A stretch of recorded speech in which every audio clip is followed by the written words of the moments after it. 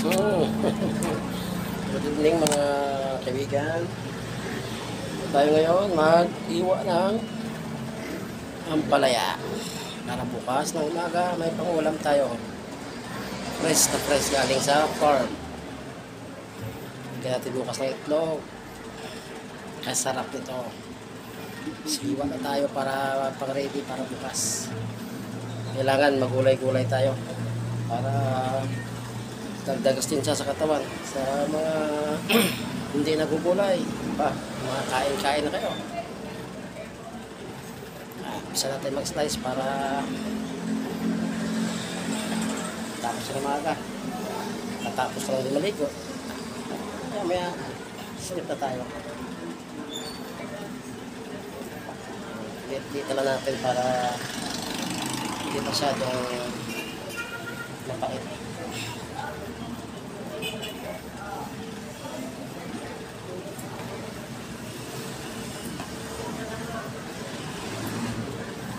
Pag-almusal na naman tayo bukas. Ano lang. Ito ay libre lang. Galing farm.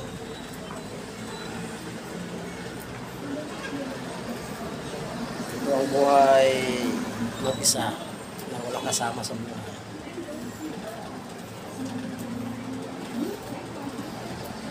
Masarap pa maging single.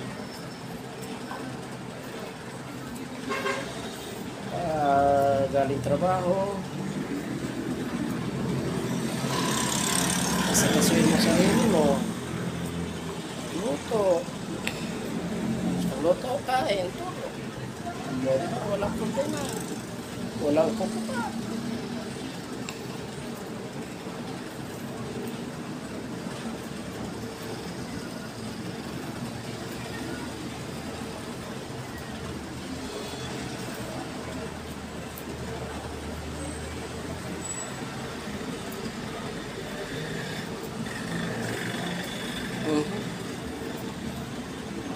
Sa mga pagboy-baboy, diba? Masarap ang baboy. Pero masarap din magkasakit. Dahil mahal ang hospital.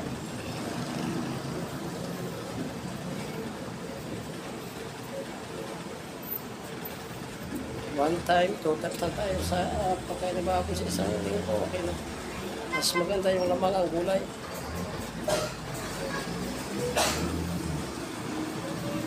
Ako basta gulay walang pili. Lalo na pa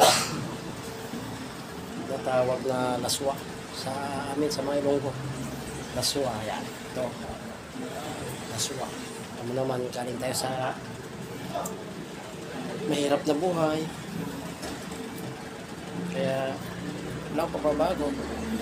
Kahit dito na tayo sa Manila katrabaho. Trabaho probinsya pa rin. Galing probinsya pa rin tayo. Kasi yan ang pinagisna natin.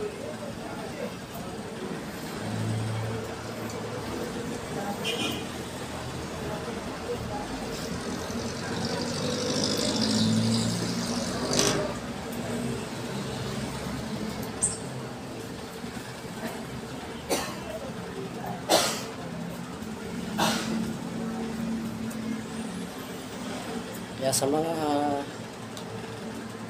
kaibigan natin dyan, like na lang, subscribe, and click the bell. Thank you. Praise the Lord. At God bless po sa inyo lahat.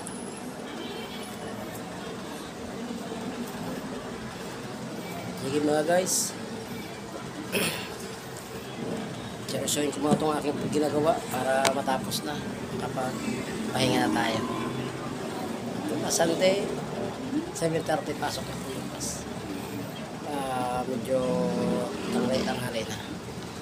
Mula Monday hanggang Saturday, papasok tayo ng 4:30 o 5 AM. Kasi maraming biyahe yung mga truck natin. Kailangan palisin ko ng mga. Thank you guys. Black, chup-chup.